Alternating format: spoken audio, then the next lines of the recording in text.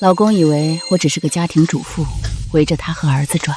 实际上，这些年我用父母留下的第一桶金打下了1万身家。为了庆祝他退休，我精心准备了礼物。可我万万没想到，他也给我准备了一份大礼。谁让你搞这些花里胡哨的，这么铺张浪费？我辛辛苦苦一辈子挣的钱是给你这么糟蹋的吗？李婉晴，我养了你30年，现在我退休了，你也该独立了。你这话什么意思？李婉晴，我不可能养你一辈子。从今天起，这个家实行 AA 制。爸妈一辈子都在操持家里，他没有收入，怎么 AA？ 我儿子养了他30年，仁至义尽了，是时候让他为这个家做点贡献了。爸妈，我炒股赚大钱了，张伟还不知道我赚到了钱，我打算取出来一部分帮他运作工作。婉晴啊，你炒股赚钱我们不反对，但你赚钱的事儿暂时先别告诉小张。为什么？如果你能跟小张安稳生活到退休，再告诉他，退休之前千万别说。你们是担心张伟那个赌鬼弟弟？张伟太好面子，又重兄弟情，还愚孝。妈怕你被张家掏空。如果你们的婚姻能安稳到退休，到时候再把钱拿出来也不迟。好啊，从明天开始，咱们家就实行 AA 制。爸妈为这个家操劳了一辈子，这对妈太不公平了。什么叫不公平？他在家里享福享了一辈子，要说不公平，也是对我儿子不公平。大哥就是心善，这要是我媳妇儿一天班不上，看我俩大耳刮子不抽他。原来我30年起早贪黑的付出，在他们眼里只是在享清福。张伟，你确定要 AA？ 当然，君子一言，驷马难追。物业、水电、煤气、买菜，我算过了，1个月撑死也就2000块。公平起见，这些开销一人一半。你明天给我1000块钱。爸妈都没收入，拿啥给你1000啊？他不是有套父母留给他的房子吗？租出去1个月2000块正好。这些年来，我工资8000，1个月生活费2000，1个月攒6000，最少也得攒个180万吧。结果到头来才存了10万块。怎么才10万？妈，爸挣的钱都花哪儿去了？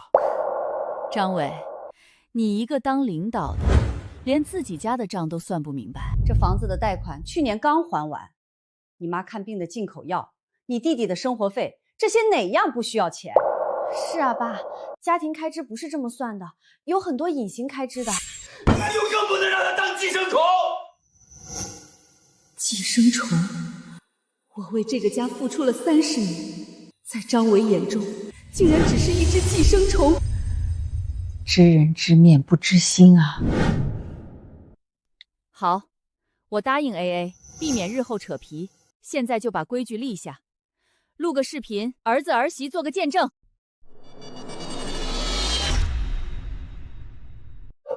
他不会想耍什么花样吧？怕什么？一个吃我儿子、喝我儿子的寄生虫，能翻出什么天？录就录，谁怕谁？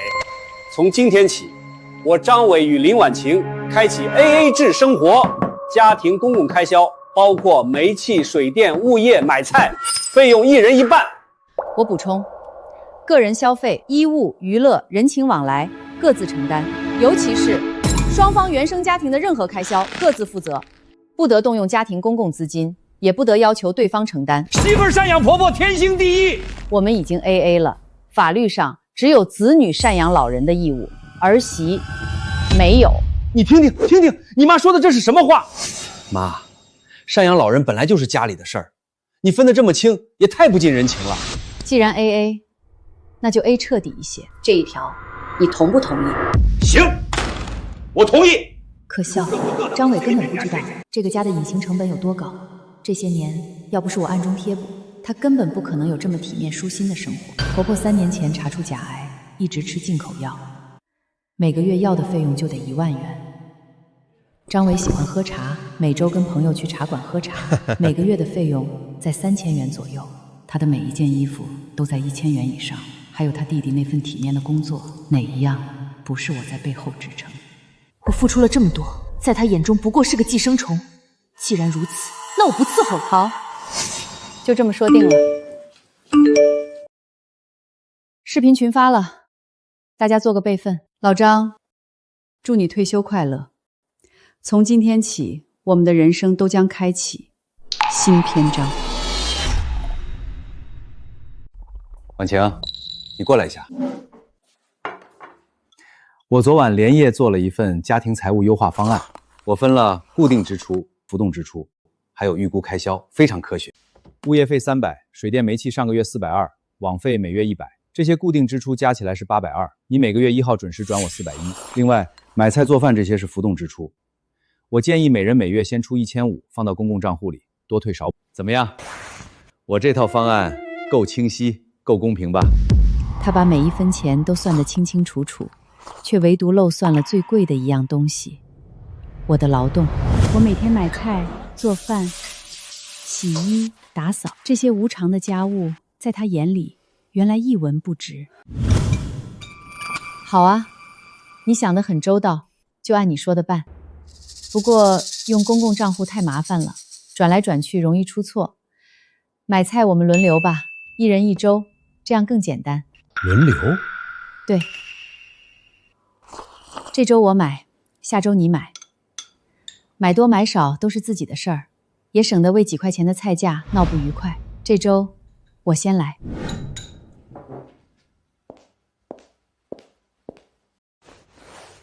等等，我的早饭呢？我们的协议里可没包括我要免费为你提供烹饪服务。我熬的粥只有我自己的份，想吃2个选择，要么自己做，要么你向我买。手工现熬小米粥，1碗5块。做饭、打扫卫生本来就是女人应该做的事儿，哪有算钱的道理？我们可是夫妻。从你拿出那份 AA 制表格的瞬间，我们就不是传统意义上的夫妻了，而是财务合伙人。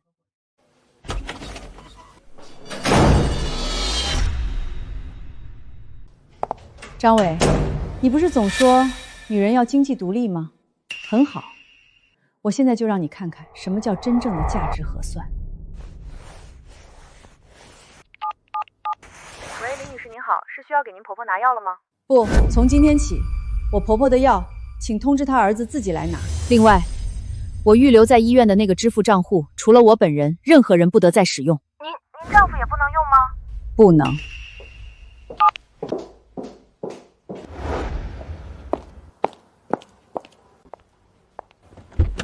林总，您的车。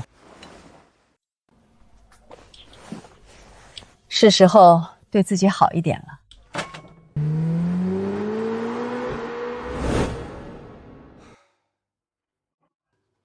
妈，林婉清她真是反了天了，煮碗粥要收我5块钱，老婆给丈夫做饭收钱，简直大逆不道。一个吃咱们家住咱们家的寄生虫，还真当自己是盘菜了。儿子，你别理他，晾他几天，等他没钱了，就得哭着回来求你。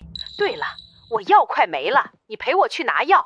我约了朋友喝茶，叫强子陪你去。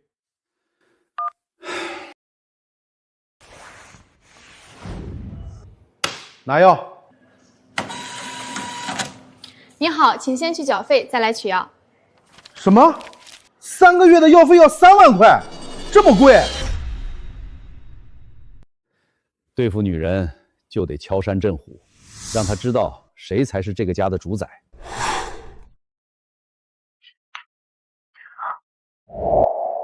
我把我们俩的公共账户清空了，1分不剩。老张，这么做有点过了吧？毕竟是夫妻，伤感情。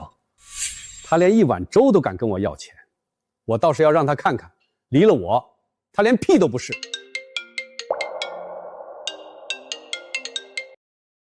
喂，又怎么了？哥，妈吃的那个进口药，1个季度要3万块，我哪有这么多钱啊？慌什么？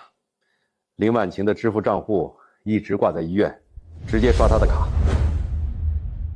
你好，刷卡。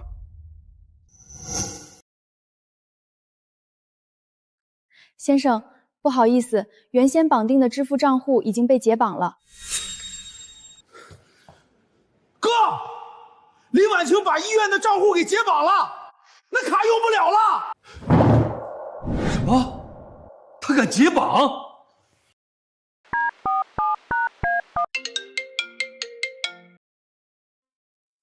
喂，林婉晴，你把医院的支付账户停了是什么意思？我妈等着拿药救命，你是想害死她吗？第一，那是你妈，不是我妈。第二，从你提出 AA 制那刻起，赡养义务就划分清楚了，谁的妈谁负责。以后你妈的医药费你自己付。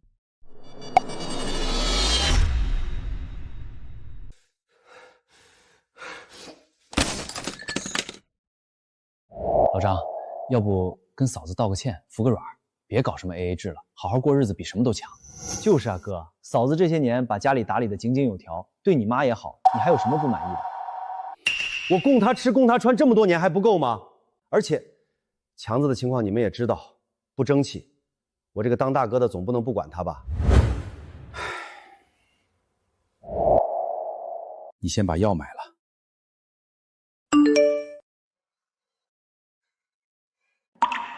先生，药还开吗？啊，不要了，不要了。药怎么能不要了？家里的都吃完了，不吃药怎么行？妈，这家医院太黑了，一盒药敢卖1万。我有个哥们儿在医药公司上班，我让他从内部拿，便宜。行行行，还是我小儿子靠谱，不像林婉晴那个白眼狼，停了卡还想咒我死，早晚让小伟把他扫地出门。兄弟，我刚给你发的图片，那个药你给我来3盒，要最便宜的那种，3盒加起来别超过300块。强子，一个季度300块，那只能是假药了，吃出事儿我可不管啊。什么真的假的，吃不死人就行。妈，搞定了，走，儿子请您吃火锅去。还是我儿子对我最好。来尝尝，蒙特2号古巴货，一般人抽不着。我靠，这玩意儿一个人就得上千吧？老张，你这日子过得是真滋润，喝头茶龙井，抽古巴雪茄，妥妥的上流社会啊！咱都跟着张哥沾光了。我在这儿是顶级会员，这些茶呀、雪茄呀，随便招呼，喜欢就拿，别跟我客气。这地儿可不便宜，这太贵重了，我抽一根尝尝鲜就行。拿着，哥不差这点小钱。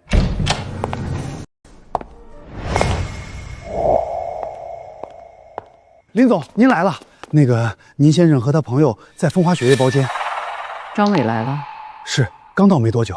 去，把张伟这5年来在茶馆所有的消费记录一笔一笔全都给我算出来。今天他离开之前，让他把账结清。林总，茶馆开业5年，张先生差不多每个月都来几次，每次消费少则几千，多则上万。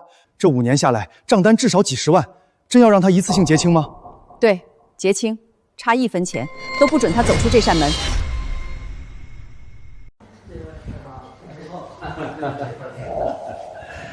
老规矩，签单。不好意思，张先生，我们老板今天有交代，您需要把之前的账结清了才能离开。结账？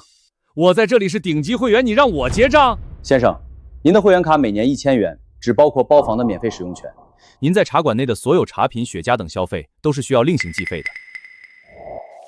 这是您这5年来在本店的全部消费明细，请您过目，总计217500元。什么？你等会儿，林婉晴，这5年你他妈在茶馆1分钱都没付过。茶是你喝的，雪茄是你抽的，朋友是你请的，我为什么要结账？你是我老婆，有你这么当老婆的吗？我们现在是 AA 制合伙人关系，个人消费个人承担。还有事儿吗？没事，挂了。喂，林婉晴，操！你们这是黑店吧？喝个茶能喝出21万？张先生，春季的明前龙井，夏季的东方美人，秋季的武夷岩茶，还有您每次都点的古巴雪椒，账单上每一笔都清清楚楚。如果您不信，不结账就报警。那我们只能报警处理了。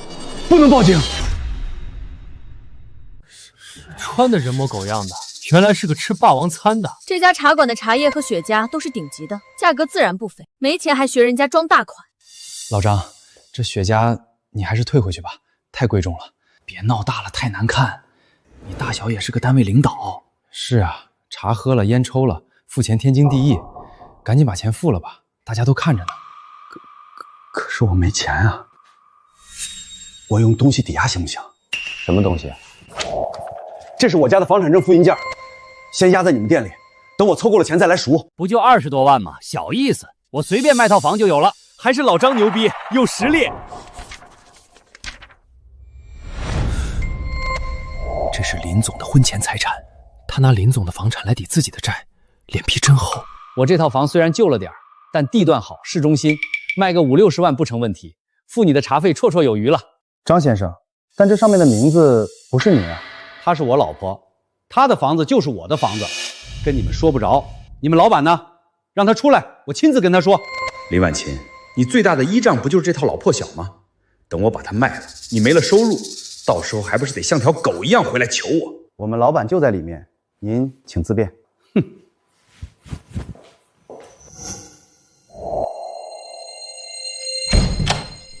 您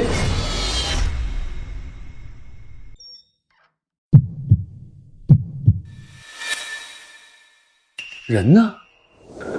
拿我的房子抵押还账，他可真想得出来。林总，除此以外，我还查到您的小叔子张强给您婆婆买了假药。假药？林总，资产转移还需要一些时间，我的建议是在正式离婚前，尽量不要掺和他们家的事儿，更不要暴露您的身份，以免结下生枝。行，听你的。张伟，我倒要看看，没了我，你们这个家会乱成什么样。抱歉，张先生，我们老板临时有急事，已经离开了。不过他特意交代，本店的消费恕不接受非本人名下资产的抵押。什么非本人？那是我老婆，我老婆的房子就是我的。根据法律，婚前财产归个人所有，您擅自动用他人房产做抵押，是违法的。什么？我养他30年，好吃好喝的供着，现在动他一点东西还犯法了？张先生，家庭主妇的家务劳动也是有偿劳动，她30年日复一日打理家事，维系家庭，请问您给她支付过工资吗？他不就干了点家务活而已，还想要工资？先生，请您结账。老张，什么情况？您是刷卡还是现金？我今天出门急，没带这么多钱，改天给你送来行不？抱歉，本店小本经营，概不赊账。没钱还装阔请客，丢人现眼。谁说我没钱了？我是出门急忘带了。我这台雅阁25万买的，先压你这儿。抱歉，先生，这辆车在二手市场最多值10万，您还欠本店11万7500元，您可以和朋友们周转一下。老张，我刚买了房，真没钱。兄弟，我老婆管钱严，这么多钱我真拿不出来。别看我啊，是你说请客我才来的，我可没钱。剩下的钱先欠着行吗？不可以。如果您今天没办法结账，我们只能报警处理了。别报警，我有钱。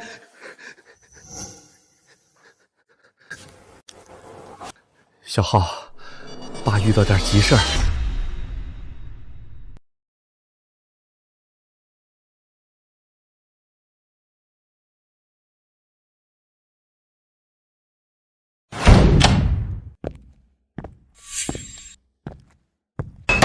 林婉晴，你为什么不结账？茶是你喝的，烟是你抽的，兄弟是你请的，为什么要我结账？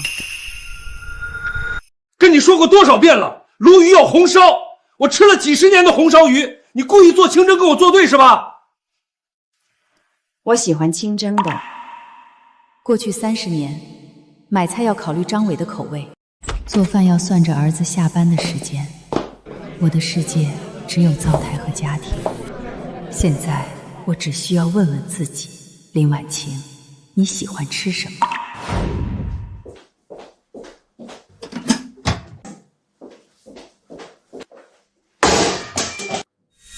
我的饭呢？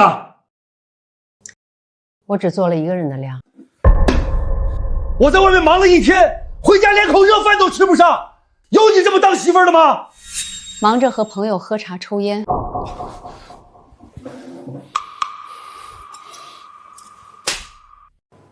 这些菜是我花钱买的，属于我的私人财产，想吃可以按市场价跟我买。好，你真是好样的，非要跟我算计是吧？行，我这就叫儿子过来，让他来看看你的真面目。妈，茶馆的账你为什么不结？害得我爸到处借钱，连我都借了。茶是你爸喝的，账是你爸欠的，凭什么要我来买单？行，茶馆的事我不跟你扯。那家里呢？你看看家里现在都变成什么样了，地没人拖，碗没人洗，我爸连口热饭都吃不上，他胃不好你不知道吗？他想吃饭可以自己做。他要是什么都会做，还要你干什么？在你眼里，你爸娶我就是为了找个免费保姆？这30年是我爸在外面工作赚钱养着你，你才能在家衣食无忧。你现在甩手不干，把家里搞得乌旺瘴气，这不是在恩将仇报吗？白眼狼，你就是个白眼狼！既然你们爷俩这么想算账，那咱们就来好好算算。你奶奶的进口药每个月1万，家里的水电煤气物业费买菜日用品1个月至少4000，你1个月工资税后8000，就算不吃不喝也填不上这个窟窿。你以为这些年是谁在填补这个家？是我。你一个家庭主妇哪来的钱，就会往自己脸上贴金？就是啊，妈，别装了，这个家不一直都靠我爸养着吗？你除了做饭扫扫地还能干什么？我爸养条狗还能看家呢，养你图什么？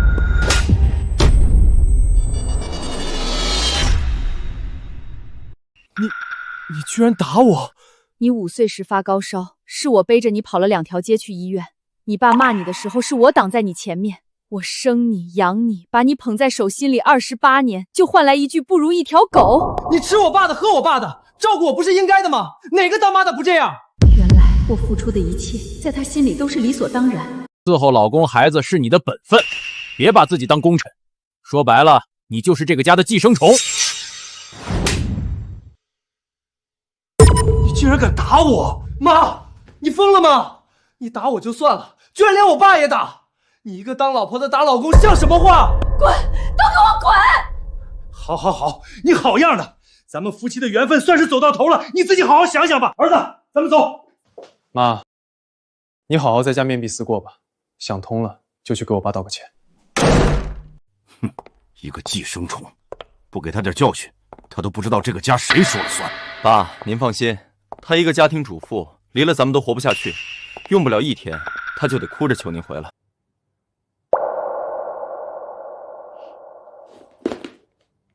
林总有什么吩咐？派人去张强家，他住的那套房子，过去3年的租金、水电、物业费1分都不能少的让他交。好的，林总，我马上安排。张伟，你不是觉得我只是一个会洗衣做饭的家庭主妇吗？我倒要看看离开了你们张家还怎么赚。我妈今天真是太过分了，居然敢动手打我跟我爸，还说什么家里开销都是他在补贴。他那套老破小1个月租金撑死2000块，他拿什么补贴？就会往自己脸上贴金。什么？李婉晴那个贱人敢打我儿子和大孙子？妈，您别急，等他明天来求我回去，看我怎么收拾他。这么点药，1个月要1万。我从医药公司直接拿的，内部价1个月只要8000。我打听了，医院里公开卖也就9000，剩下那1000肯定是让林婉晴吃了回扣了。什么？吃我回扣？他连奶奶的药钱都贪，别的地方还不知道贪了多少。就说嘛，不过是在茶馆喝点茶，怎么可能欠下20多万？肯定是林婉欣跟茶馆串通好了，合伙坑我。他在茶馆挂账好几年都没事儿，爸你第1次挂账，人家就翻脸，肯定是他跟茶馆串通好了。好啊，这个林婉欣表面看着老实巴交的，背地里这么坏，这30年指不定贪了我们老张家多少钱呢。这么晚了，谁会来呀？肯定是林婉晴来求我了，别给他开门，让他在外面多站一会儿。爸，让他进来吧，正好问问他吃回扣的事儿，看他还怎么装。行，你去开门。你们是？你好，我们是晴天集团的，这是张强先生房屋的账单，过去3年租金及各类费用，麻烦您签收一下。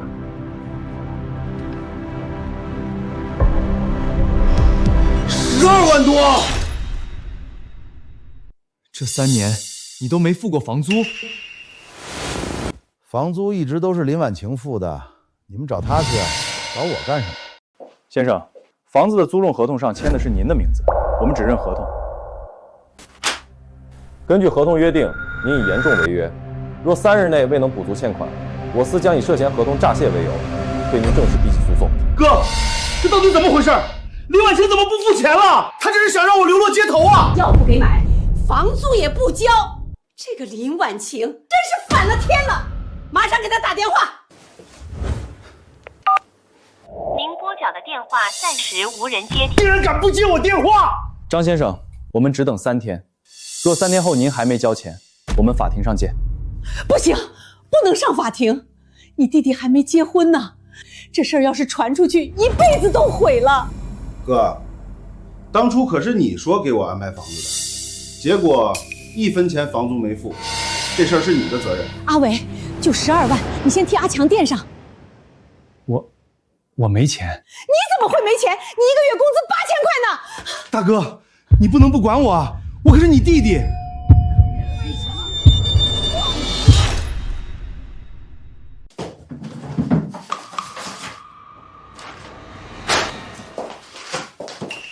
你这是在找什么？房产证呢？给我！你要房产证干什么？问那么多干什么？让你拿你就拿。这套房子是我们的夫妻共同财产，你想用，总得告诉我是用来干什么吧？我拿去做个抵押贷款。又是为了你弟弟张强吧？你还有脸说？谁让你不帮张强付房租的？害得人家半夜找上门来，你知道我多丢人吗？那是你弟弟，不是我弟弟。他租房子凭什么让我付钱？他是你小叔子，跟我们是一家人。从你提出 AA 制那天起，你的家人就只是你的家人。我没有义务再为他们的人生买单。房产证，我不会给你。这套房子是我辛苦挣钱买的，我是一家之主，我想抵押就抵押。房产证上有我的名字，没有我签字。我看谁敢给你办抵押，你要是敢乱来，咱们就法庭上见。好，你还敢威胁我是吧？林婉晴，你够狠，别后悔。爸，你先坐下消消气，别把身体气坏了。妈，您就不能别闹了吗？二叔就要被起诉诈骗了。难道您真想看他去坐牢吗？他把钱还了，就不用坐牢了。那是我亲叔叔，你怎么能这么冷血？张强1个月工资6000，今年45岁了，就算没存款，也不至于连房租都付不起。他的钱呢？他的钱有别的用处。哼，别以为我不知道，他把钱都拿去赌了。张伟，这些年你给张强还的赌债，没有50万也有30万了吧？你还嫌不够吗？我就这么一个弟弟，我帮他怎么了？他就是个无底洞。我爸说的没错，你的心里根本就没有这个家。你要是觉得你叔叔可怜，就自己想办法帮他们，那是你的自由。但是，谁也别想动我的房子。妈说的对。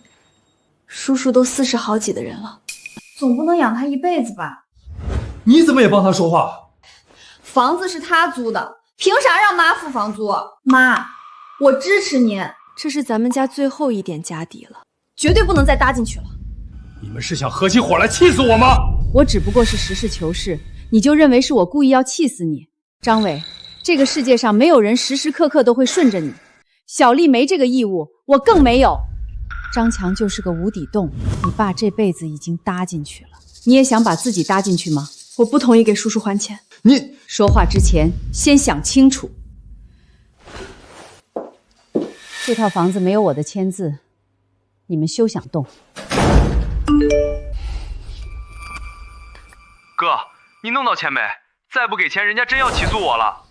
你那还有钱吗？先帮你叔叔凑上。茶馆借你那几万都是刷的信用卡，我哪还有钱啊？爸，必须得想个办法让我妈把钱掏出来。林婉清，是你步步紧逼，那就别怪我不念旧情。肖律师，麻烦你了。林女士，您现在住的这套房子属于婚后共同财产，按照法律，您先接。妈，你快回来，我爸要跳楼了！跳楼？开门，可不能想不开呀！你要是走了，妈也不活了。妈，你可算回来了。爸把自己锁在屋里，怎么喊都不出来。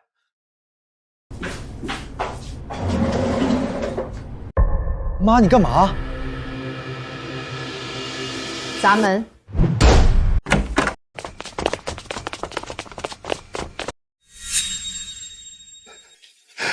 都别过来！再过来我就从这里跳下去！爸，你别想不开啊！你站住！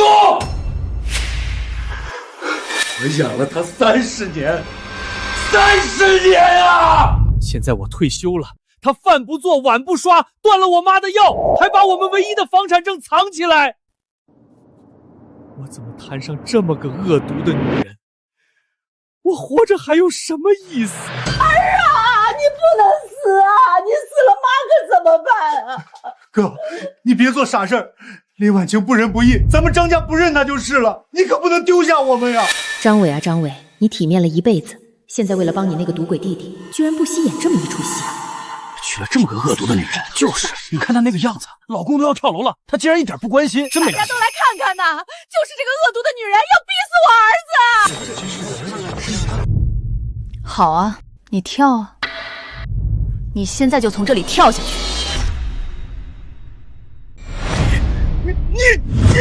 爸，你小心！李婉清，你这个毒妇，逼死老公苛待婆婆，你还是人吗？我是毒妇。今天我就让大家伙评评理。他弟弟张强，45岁，游手好闲，嗜赌成性。这些年，张伟替他还的赌债不下50万。我哥有钱愿意给我还，关你屁事儿！就在昨天，人家公司上门要求他支付3年的房租水电，他1分没给。现在，张伟就要卖掉我们唯一的房子，给他这个无赖弟弟还债。我不答应，他就跳楼逼我。大家评评理，到底谁赌？什么？他是伏地魔吧？摊上这么个老公，真是倒大霉了。张伟，你还要不要脸了？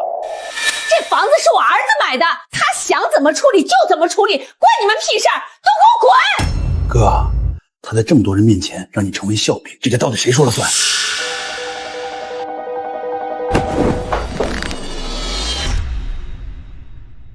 你放开我，不然我就报警了。报警？你报啊！警察来了又能怎么样？这是我们的家事，他们管不着。老公，你快拦着点咱爸，别出什么事儿。我妈就是白眼狼，不给他点教训，他都不知道自己在这个家的地位。张伟，你这是婚内暴力。我打你了吗？我只是想跟你商量一下。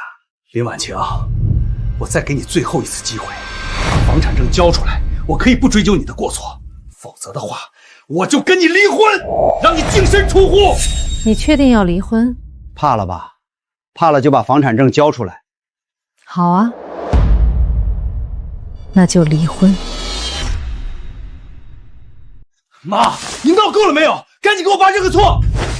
这30年，我伺候老小，操持家务，我为这个家付出的还不够吗？可你们呢？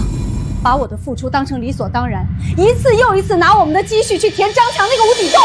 是我在闹吗？是你们把我的忍耐一点一点消耗干净的。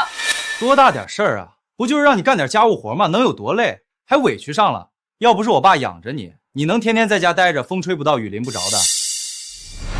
要说累，我爸挣钱养家才叫累。你一个靠男人养的女人，有什么资格喊委屈？行，就算你想离婚，你没工作，没收入，离了婚你住哪儿？吃什么？喝什么？我警告你，你要是敢走出这个门，以后就别指望我养你。你就算饿死街头，我也不会再看你一眼。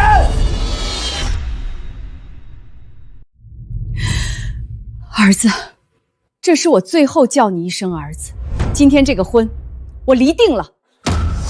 妈，我支持你，叔叔就是一个无底洞。你给我闭嘴，这没你说话的份儿。怎么没我的事儿？今天是你爸养你叔，明天是不是就轮到你养你叔？为了给他还债，连家都不要了，你们张家就是个无底洞！妈，离，必须离！好孩子，咱们明正举荐。李婉晴，我倒要看看你一个没工作、没收入的老太婆，离了我怎么活！放心，离了你们，我的日子会比现在好10000倍。张伟只以为我爸妈留给我的是一套老破小，他根本不知道那套房子早就拆迁了。当年分了3套安置房，后来我用这些钱投资，资产早就翻了几千倍。这套别墅本来是我给他准备的退休礼物，现在不需要了。妈这次真是疯了，不就是拿房子抵押应个急吗？他竟然要离婚！别管他，更年期犯了，一个50多岁的老女人，离了我看谁还要她。我记得他爸妈好像给他留了套房子，一套老破小而已，一个月租金撑死2000块，够干什么的？那就离！这种不伺候老公、不孝敬婆婆的女人，不配当我老张家的儿媳妇。我儿子退休金8000，什么样的找不到？婚肯定得离，但我得想个办法，让他净身出户。接下来的1个月，我给自己放了一个长假。结婚30年，我还是第一次这么悠闲，不用看任何人的脸色。好球！我原本想好聚好散，可万万没想到，张伟会在离婚这天给我送上一份这么大的惊喜。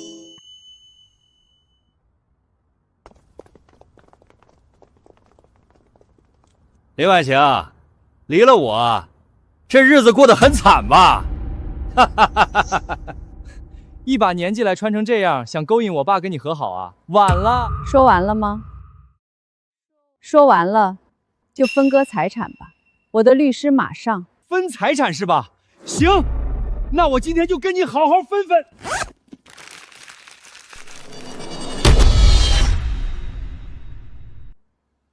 这是什么？欠条。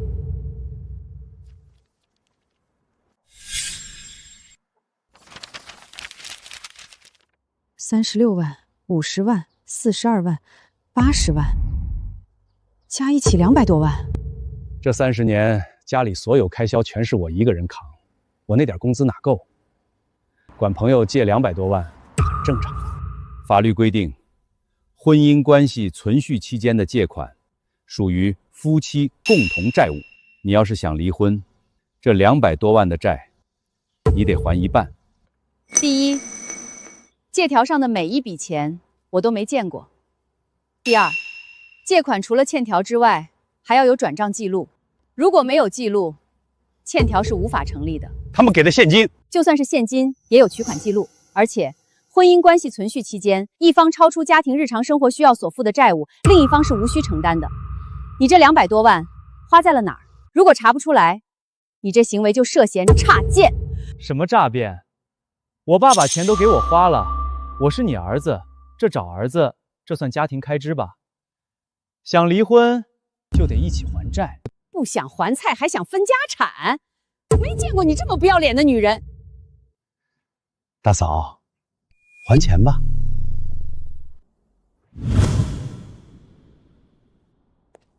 林婉晴，看在夫妻一场的份上，我可以不让你还债，不过那套房子就没你的份了。原来这些欠条根本是他为了逼我放弃房子，自导自演的大戏。你的意思是，只要我放弃这套房子，这200多万的债务就跟我没关系，并且其他的财产都归我。哥，你们家除了那套房，还有别的财产吗？有个屁！我退休时家里的存款只有10万块，给妈买药花了3万，剩下的7万已经给茶馆了，连那辆车都抵押出去了。外公外婆不是还给他留了一套房吗？一套老破小而已，跟我们家这套没法比，给他了。林婉晴，你无情，但我不能无义。那套老破小就留给你，免得你露宿街头，给我们张家丢人。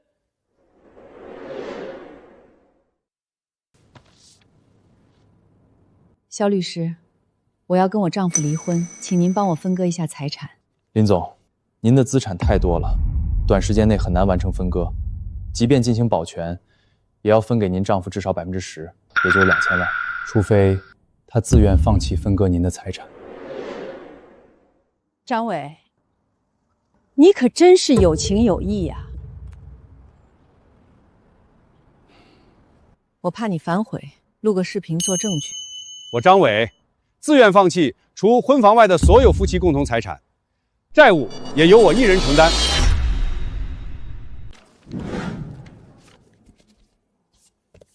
30天离婚冷静期已经结束，二位确定要离婚吗？确定。确定。按照流程，我们需要对你们的财产进行公证。不用了，我们已经商量好了。你们确定不需要财产公证？不需要。他答应的这么痛快，该不会背着我藏了什么别的财产吧？还愣着干什么？赶紧签字啊！我昨天听人说，市重点小学要在小区旁边建分校，还要修地铁，房价马上就得翻倍涨。就按他说的，签字离婚。林婉晴，你可想清楚了，签了字儿，这房子可就跟你没关系了。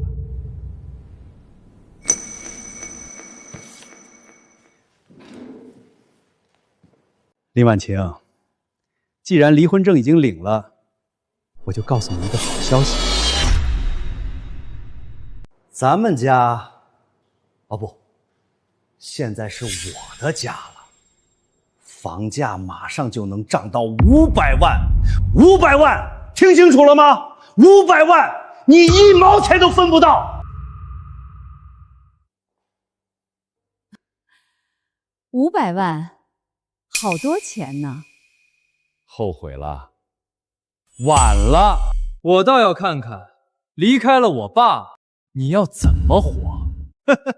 大侄子，你妈不是还有一套老破小吗？再找个扫大街的工作，吃点馒头咸菜也能活着。林婉晴，从今天起，你不再是我们张家的人，入不了我们张家的祖坟。进张家的祖坟是能成仙吗？另外，后悔的人会是你。我会后悔，我。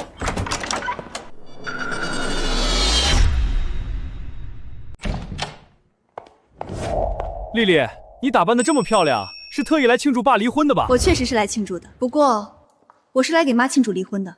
妈终于摆脱了你们这群白眼狼。孙俪，你疯了吗？跟我爸离婚以后，他屁都不是。你现在巴结他干什么？脑子进水了。疯的是你们。奶奶每个月的进口药费1万块，叔叔每个月的房租好几千，还有你，妈每个月给你4000块零花钱。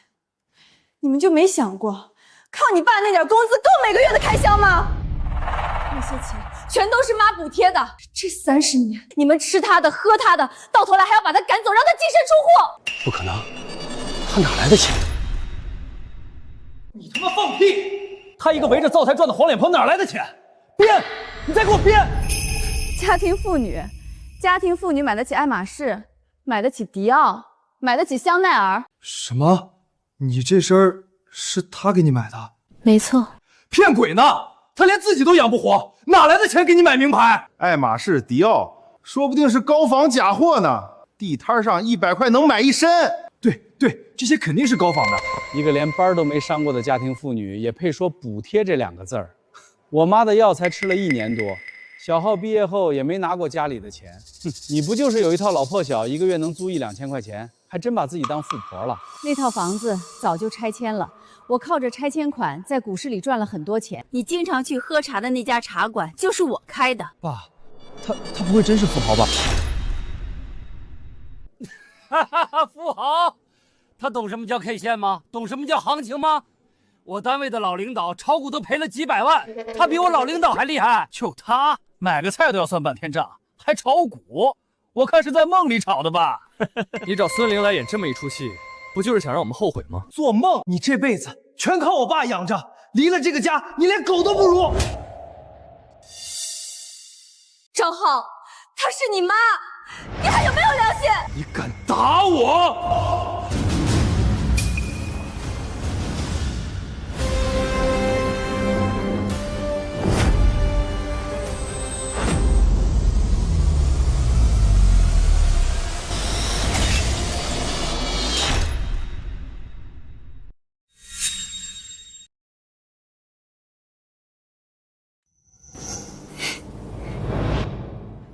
妈，你没事吧？没事。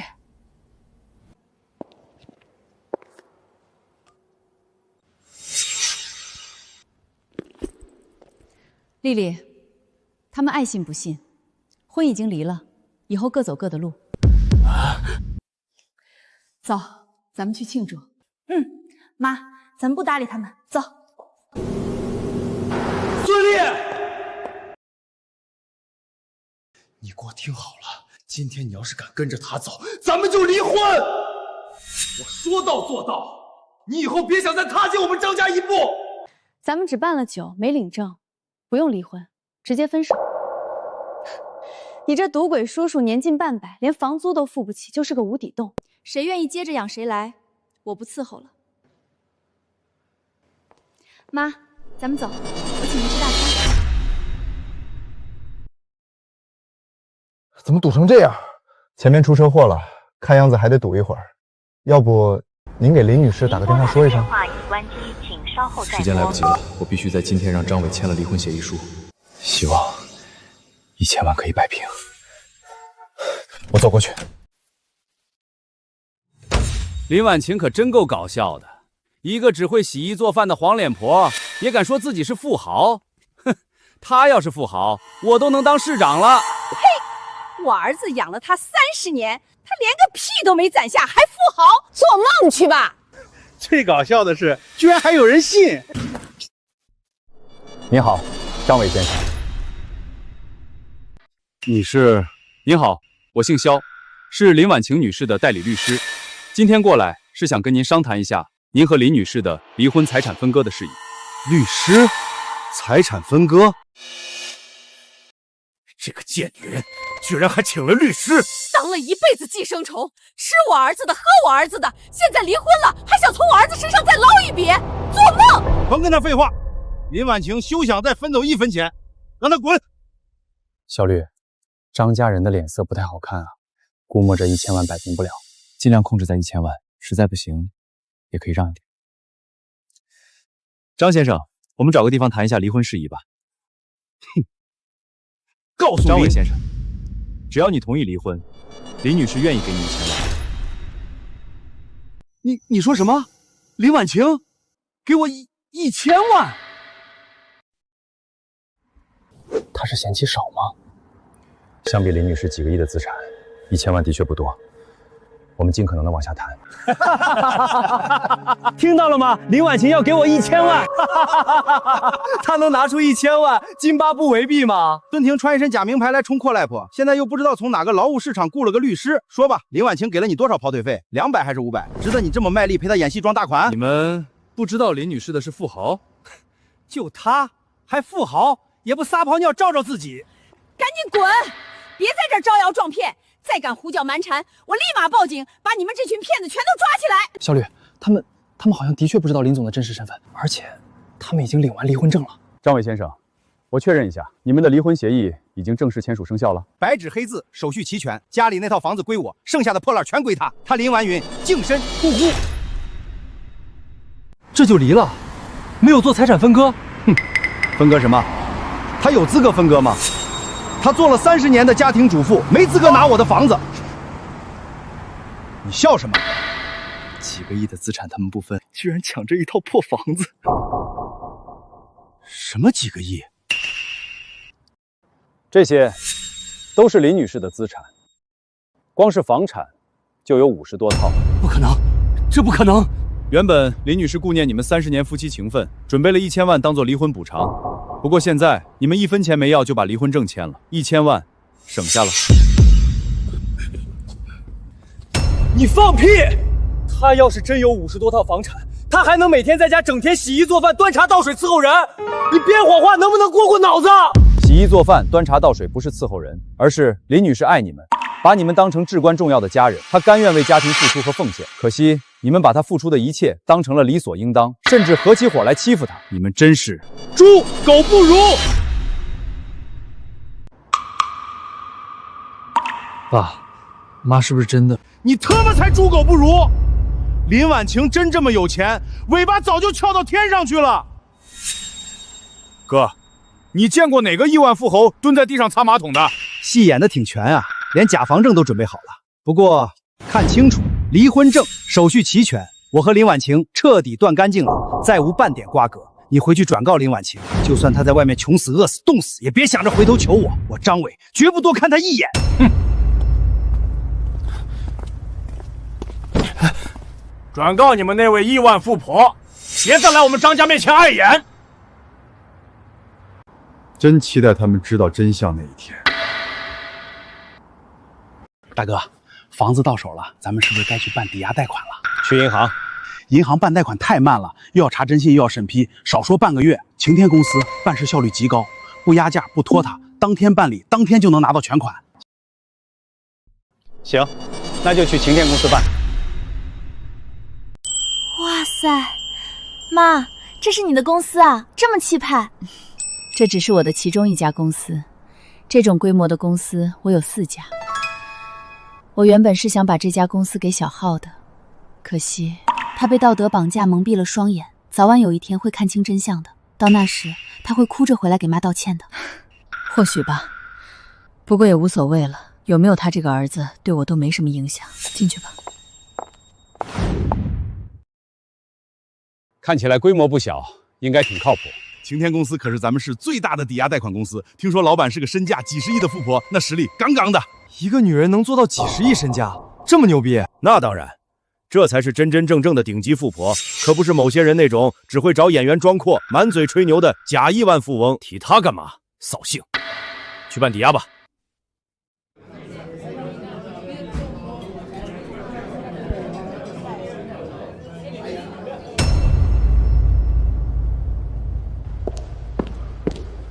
林婉晴，你还真是阴魂不散。我说过了，房子不会分给你，你跟踪我什么意思？你哪只眼睛看到我跟踪你？只许你来这里，我不能来了。这是抵押公司，你一个家庭妇女，有什么可抵押的？他不是有套老破小吗？林婉晴，我都替你可怜，就你那套不值钱的老破小，能抵押出几个钱？顶多20、30万。等花光了，我看你没收入、没依靠，接下来怎么活？这家公司是妈开的。对，公司是林婉晴开的。房子几十套，公司好几家，亿万富婆，厉害死了！丽丽说的没错，这家公司就是我开的，晴天的晴就是林婉晴的晴。林婉晴，之前我还真没发现。你竟然是个这么爱慕虚荣的女人。先生您好，我是这里的经理，请问有什么需要帮助的吗？我要办抵押贷款。好的，先生，这边请坐，我为您办理。林婉晴，我早就说过，这套房子我想抵押就抵押，没人能插手。抵押房子给弟弟还债，还以为自己很伟大。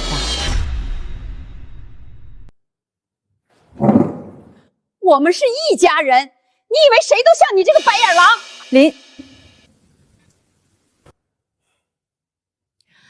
各位，请不要在公司大声喧哗，影响其他客人。一个被扫地出门的黄脸婆，跟他废什么话？还是赶紧办贷款要紧。我们要贷款500万。李婉晴，这套房子要抵押500万了，你知道500万是什么概念吗？500万算什么？妈有2个亿。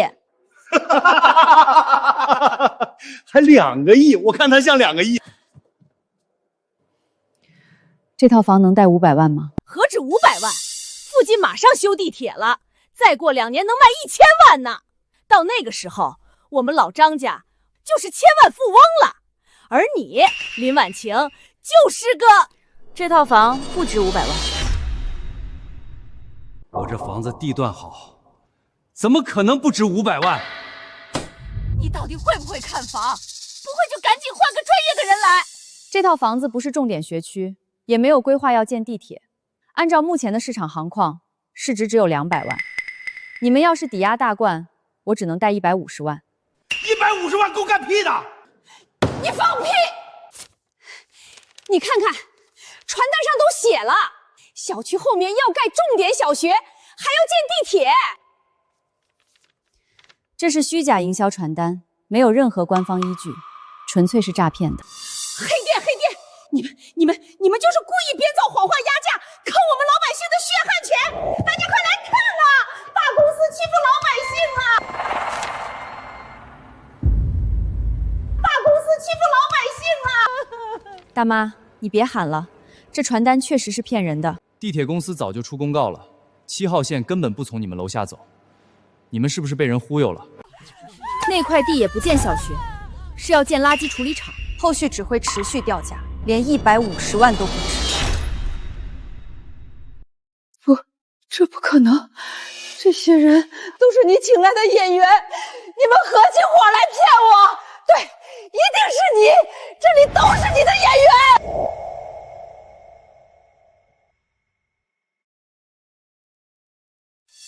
你自己看，小区后面要建垃圾场，这房子还能有人买吗？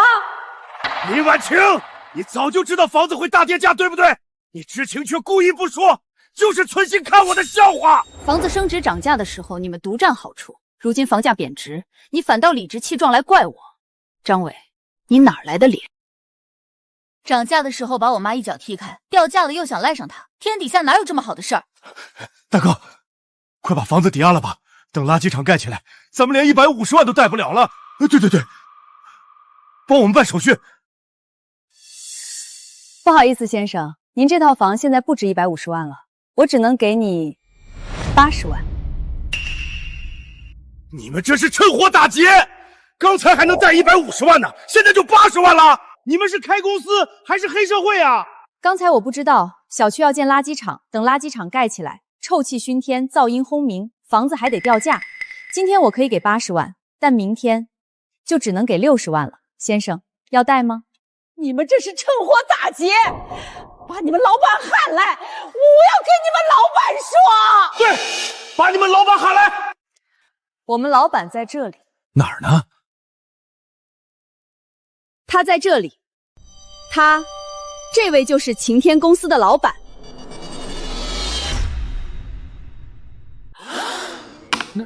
那个律师说的也是真的。你们不知道林女士的是富豪？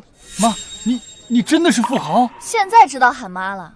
让妈净身出户的时候，你想什么来着？你真有几10套房产？是。茶馆也是你开的？是。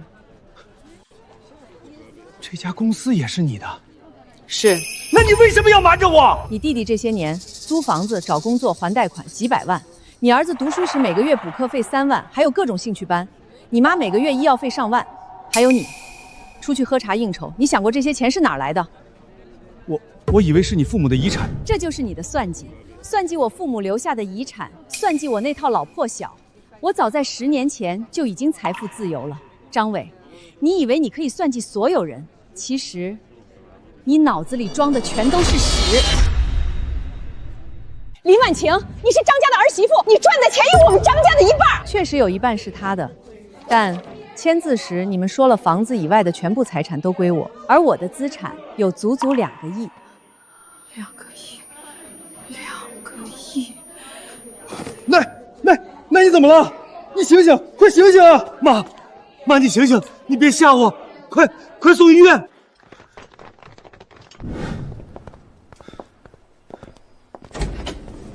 医生，我奶奶怎么样了？病人的甲癌复发了，情况不太乐观，需要尽快做手术。甲癌复发？怎么可能？我妈每个月都按时吃药的，1个月1万的进口药从来没断过。奶奶一直严格按时服药，保养得很好，怎么会突然复发？是不是诊断出错了？如果病人真的定期服用靶向药，确实不应该复发。病人近期服用的药物拿给我，我核查一下药物情况。强子，药呢？快拿出来给医生看看。药，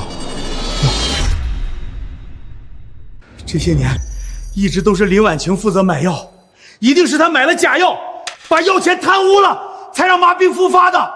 妈，你的命咋这么苦啊？摊上这么一个恶毒的儿媳妇儿，她要害死你啊，妈！喂，林婉晴，你他妈竟然给我妈买假药，你还是人吗你？假药？我现在去医院见面再说。喂，林婉晴，谁给奶奶买了假药啊？你说呢？林婉晴，不给我一个交代，我他妈跟她同归于尽！妈之前对奶奶挺好的，吃的喝的都用的最好的，而且她也不差钱，没必要买假药啊。这事儿是不是另一个人家？我妈重病住院，生死未卜，你居然还有闲心逛街购物，你到底有没有良心？那是你妈，不是我妈。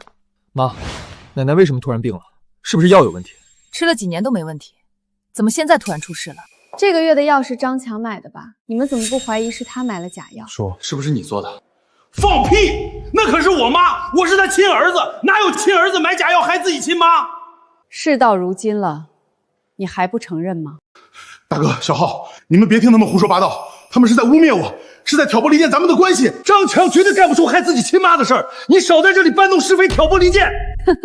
事到如今，你还这么天真？那我今天就给你上一堂课。要最便宜的那种，3盒加起来别超过300块。强子，一个季度300块，那只能是假药了，吃出事我可不管啊！什么真的假的，吃不死人就行。这堂课的名字就叫愚昧，而你愚不可及。你干了什么？你他妈干了什么啊！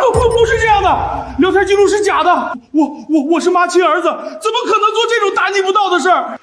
用不用我现在给他打个电话，让他当面跟你对质？别打！叔，奶奶从小向着你，她把好的东西都留给了你，你给她买假药，你的良心被狗吃了吗？你平时贪点小钱就算了，可那是妈的救命药，你竟然……大哥，我错了，我真的知道错了。我一时糊涂贪小便宜，真的没想过会让妈病情复发。可现在妈已经病倒了，你追究我的责任也没意义啊，还是先凑钱给妈治病要紧。等妈好了，你打我骂我都行。我怎么会有你这种弟弟？交代完了，我们走。现在后悔了，晚了。爸，要不你给妈服个软吧？让我给她服软？做梦！别以为我离开他就赚不了了。我张伟这么多年，在单位大小也是个领导，交的朋友多了去了，借点钱周转还是没问题的。对，我大哥人脉广，只要他开口，一个手术费算什么？500万都能借来。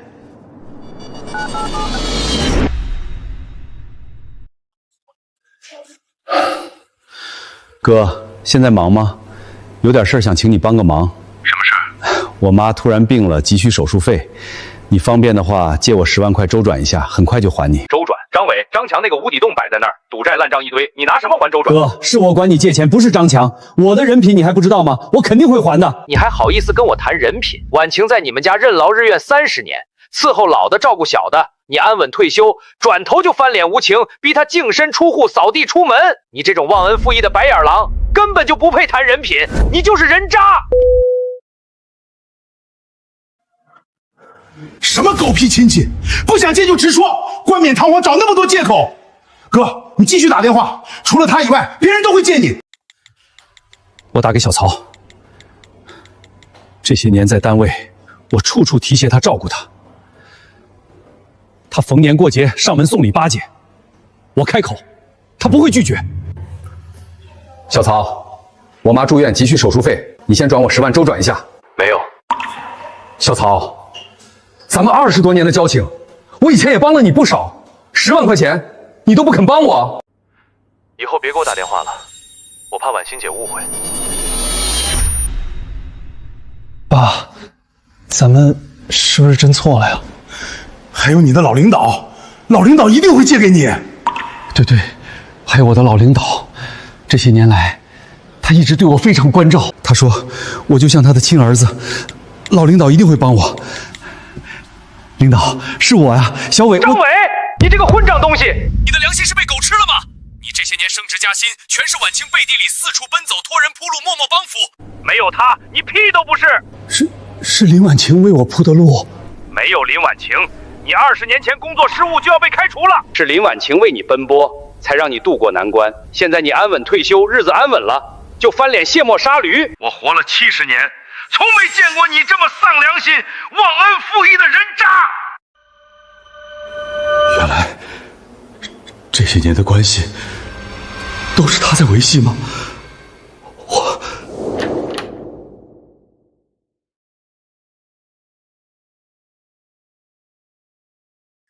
赶紧去做饭。婉清，我来。不用了，领导，你们聊，我去做饭。你这辈子最大的福气啊，就是娶了婉晴这个好媳妇儿，以后可得好好待她啊。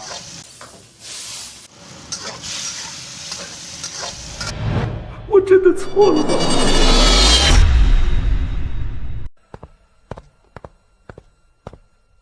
先生，请问谁去把手术费交一下？我现在没有钱，能不能给我点时间？行，尽快吧，病人拖不起了。妈的病耽误不得，咱仨先凑凑，把医药费交上。你们俩现在手里有多少钱？茶馆结的钱我都是透支的信用卡，这是妈送我的，按现在的金价能卖3万多块钱吧。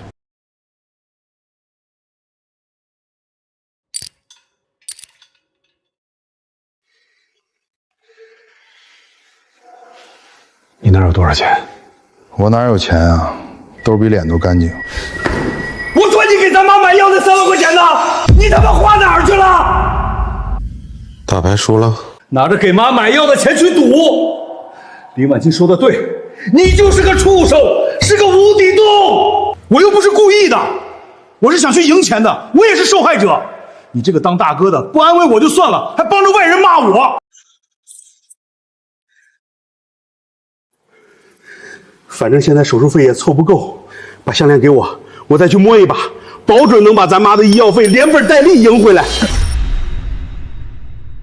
你这个畜生，妈等着钱救命呢，你还要去赌，你还有没有良心？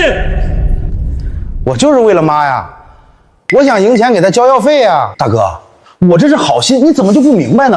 那要是输了呢？输了怎么办？那就是我倒霉呗。赌嘛，有赢就有输，很正常。你，大哥，其实想帮咱妈凑医药费，太简单了，就看你能不能拉下这张脸了。我已经落下脸去借钱了，堂哥、小曹、老领导，没一个人借，你还想让我去求谁？那群穷逼，你管他们借肯定借不到啊，一个个抠得要死，巴不得你倒霉呢。那你说找谁借？林婉晴。大哥，你想啊，林婉晴身价几10亿，这些年还天天给你洗衣做饭、端茶倒水，是因为什么？什么？是爱，他爱你啊！只要你说2句好话，钱不是分分钟到手。他那么有钱，钱包里随便漏点都够咱潇洒几年了。我跟他已经离婚了，我张伟这辈子就是穷死、饿死，也绝对不可能再去求他。不去求也行，那就让妈等死呗。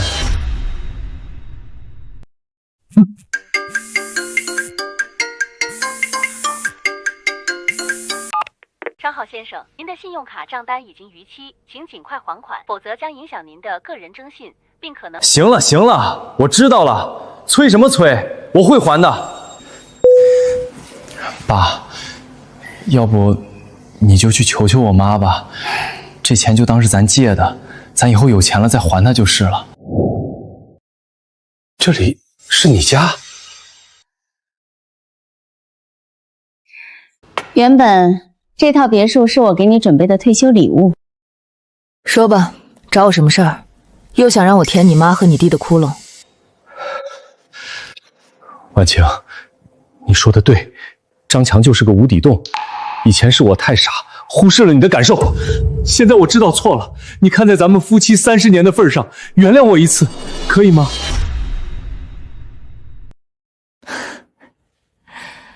夫妻30年的感情，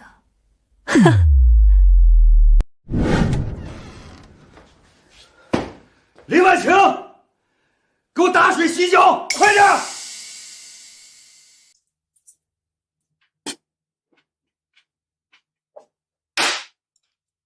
菜弄得这么咸，你想齁死我啊？车里坐不下这么多人，你自己走回去吧。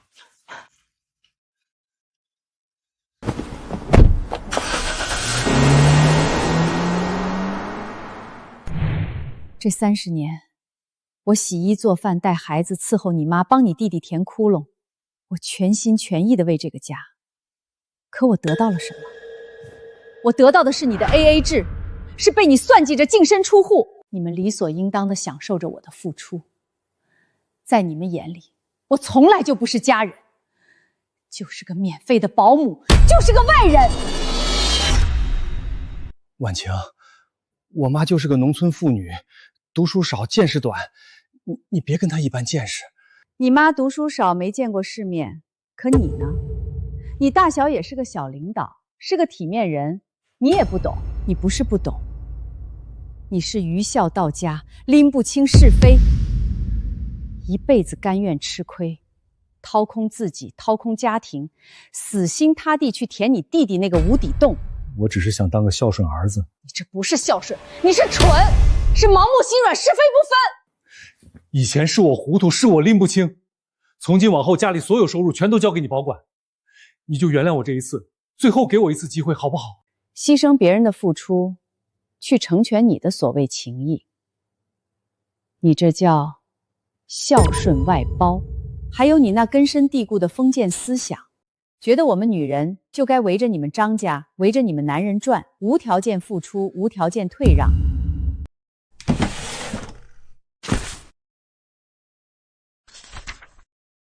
这是我让律师拟好的婚内财产赠与协议，我名下1半的公司股权。我本来打算在你退休那天签好字，当做你一辈子的保障。生效的日期就定在你提 AA 制的第2天。推水晶，推水晶，草会不会玩啊？一群猪队友！大哥，林婉晴咋说？是不是要跟你复婚？他说让我滚，不复婚也得分点财产吧？不是说要给你1000万吗？你给我闭嘴！是你这个无底洞把我们家拖垮的！你给我滚！给我有多远滚多远！大哥，我不是你大哥，我没有你这样的弟弟，给我滚！滚就滚！这个家我也不想待了。你要不来钱，那我去要。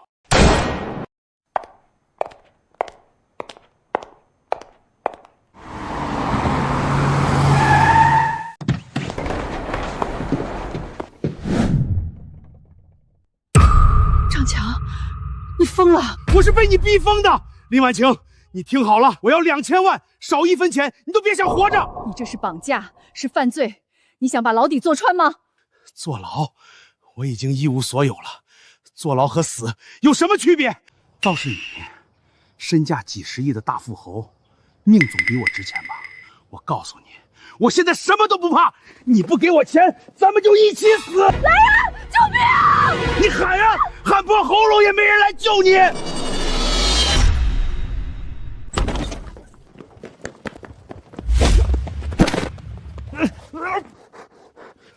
放开我，王八蛋！你放开我！林总，你没事吧？我没事，立刻报警。林婉晴，你不能报警！喂，你好，我要报警。我不要，我不想坐牢。嫂子，咱们是一家人啊！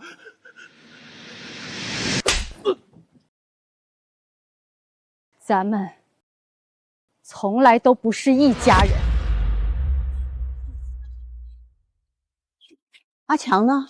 他怎么没来接我啊？他绑架林婉晴，被抓了，进监狱了。什么？进监狱？林婉晴那个丧良心的，他怎么能抓阿强呢？那可是你的亲弟弟呀！你快去找他，让他撤案，把阿强赶紧放出来！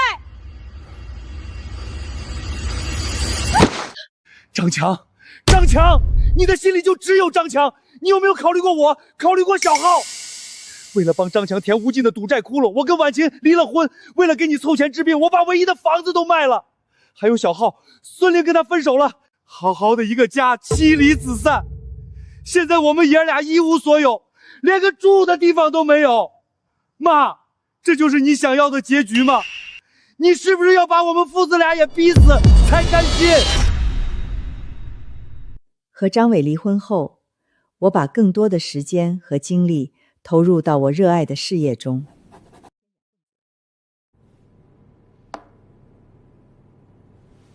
我和一家国外私募公司达成了战略合作，事业上了一个新台阶。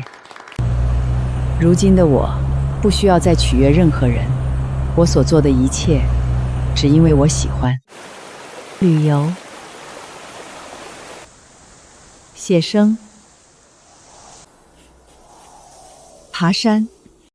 岁月无情，人心易变，但我终于明白，只有爱自己，才能拥有最美好的结局。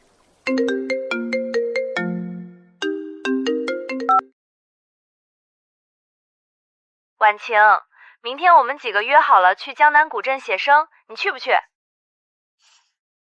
去，当然去。曾经我以为我的世界只有一方小小的厨房和客厅，如今我才发现，整个世界都可以是我的。